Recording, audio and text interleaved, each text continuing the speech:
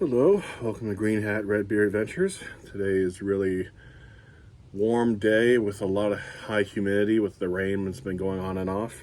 I'm in this shelter here today, so no matter what, I'm protected from the rain. It's supposed to pick up again sooner or later.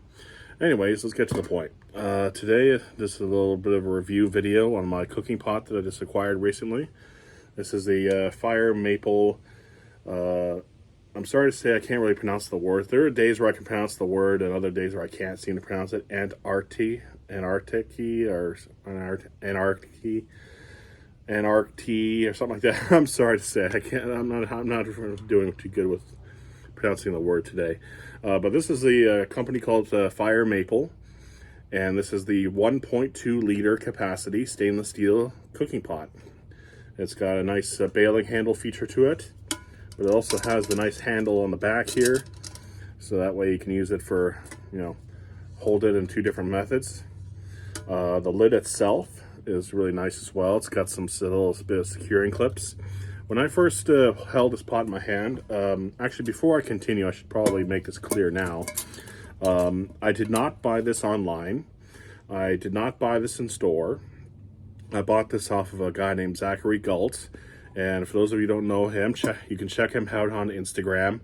And that's Primitive Living.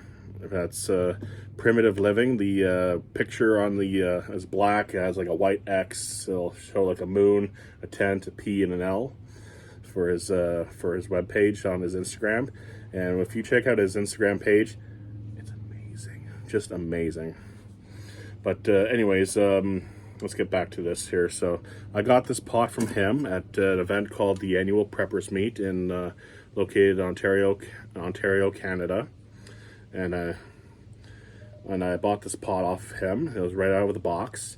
I read online that it's supposed to come with some sort of a mesh bag, but there was no mesh bag in it. But again, I'm not complaining because of the fact that well, I got my own mesh bag right here. I collect some of these old bags, so I always find uses for these old bags, and this one here just so happens to fit this pot perfectly, so no harm done.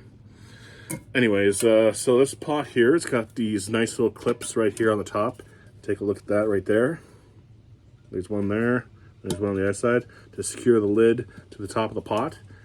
And first time looking at it, I thought they looked a little flimsy, looked a little silly. And I was thinking to myself, I might just cut those off because they seem to be a little bit silly and a little bit pointless. But I decided to hold off on it just for a little while. And when I was doing some cooking and I was making some KD not too long ago, which brings me to the next point, there's also a nice little spout right here as well. So while the pot lid is still on here, you can dump the water out. And I realized that these locks are actually going to be quite vital. So that way I don't have to be in a position of where I have to put my hand on top of the pot and potentially risk burning myself as the water's pouring out. And that's boiling hot water, by the way. And I got my hand on the lid. Even with gloves, it's still hot. So I found that these little clips were quite vital. They kept the lid in place. The lid did not flop off. And I managed to just pour the water right out of it when I was making my KD. And therefore, they held up quite nicely. So I decided I'm going to keep these locks. So even there, it says so right there. I'm not sure if the camera can see too well. It says press lock, and it has a little picture there of a thumbprint on it, which is kind of cute. Another great feature about the lid itself is actually the handle. This little handle. Notice how it's sticking up a little bit, as opposed to with my 12 centimeter Zebra billy can, where the lid is kind of like flat and flush with the pot, and there's like a divot going down inwards. Kind of makes it a little bit difficult to maneuver a hot lid to stick a stick underneath or my pliers without touching the steel while it's in the fire, of course.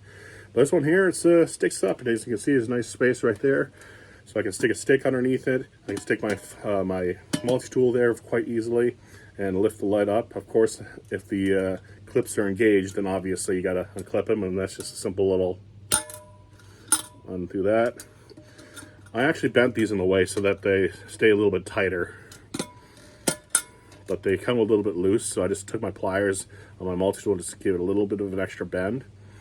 And so for, once you get that off, it comes off quite nicely.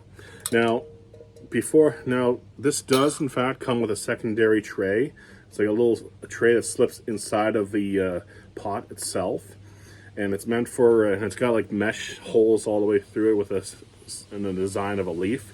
I do not have that piece here with me. The reason why is because this piece is meant specifically for steaming vegetables, and I'm going to throw this in the open now and admit to it, I'm a terrible cook. I've never actually steamed vegetables before in my life, and I honestly don't see myself steaming vegetables while I'm camping in the woods and whatnot, so I didn't toss it in the garbage. I just took it out. I left it at home. I don't see myself using it. I can't see myself using it as a strainer either, but there it was. But anyways, you know, this is as I said before, this is 1.2 liter capacity. You got your nice little spout right here for when you're doing your pouring and such. And as I said before, with the lid on there, you can still pour the water out when especially it comes to pasta and stuff like that sort. And again, as you can see, it's obviously used. Bailing handle here. It's on the. There's no lock to this, but it is quite stiff. It's not like it's gonna fly or fling around in a flimsy all kind of thing. It might do that in the future, but it's right now it's pretty sturdy. It's pretty tight. It's like if I stick it right here, see it. I notice how it's not flopping straight to the bottom again. If I stick it up, it's up. It's not gonna go nowhere. It's staying there. So it's not like it's going to flop down here and burn my fingers or nothing. But it's on there pretty nice and firm. It's pretty tight. The little latch is on the side there. So you can see there's the where the bar goes into. So you can see it right there. The handle, which is also a really nice feature as well within itself. My regular billy can does not have this side handle. It just has the bailing handle. And that pot is something I loved for so many years. And this one here, although the capacity is a little bit smaller, it's nice to have that handle there all the same, because, like, you know, even then I made coffee in this and I didn't bring my regular coffee mug. So it's nice to have this little hand feature here, so that way I can just slurp my coffee just like it is. And I did that yesterday, and I loved it because the handle kept my hand off the pot. It prevented my hand from being burned, and surprisingly, the handle actually cooled off surprisingly quick, rather than as opposed to like the bailing handle or something else on my other pot. You know, I just flopped these out, gave it about 30 seconds a minute, and these surprisingly cooled off quite decently quickly. So I wore my glove just in case, but once I noticed how cool it was, I switched out my hand.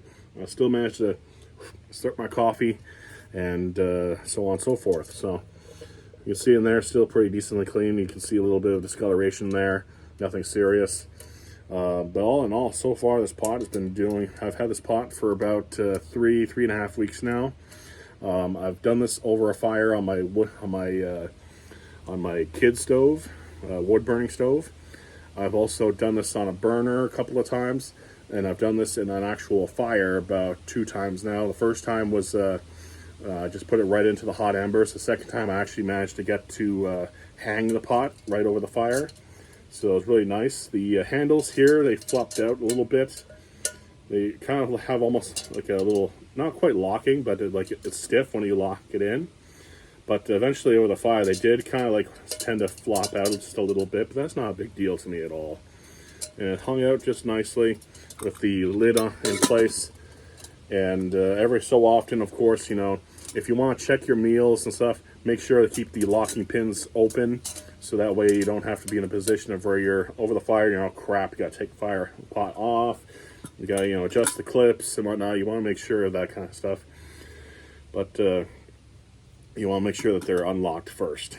And then when you take out the fire and you need to, you know, get rid of the water, lock them in and then pour it out. Now, obviously, I've not given you any further technical information, obviously, as you've already figured out.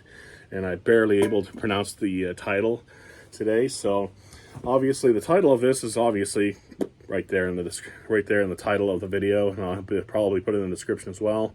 And the finer point of details, like the size of the pot, exact capacity, the overall size of it, all that stuff is going to be in the description. So, all in all, pretty good pot for FireMaple, for a company I've never heard of before, but, you know, it's new to me, so, and so far the pot's tuned quite nicely for me.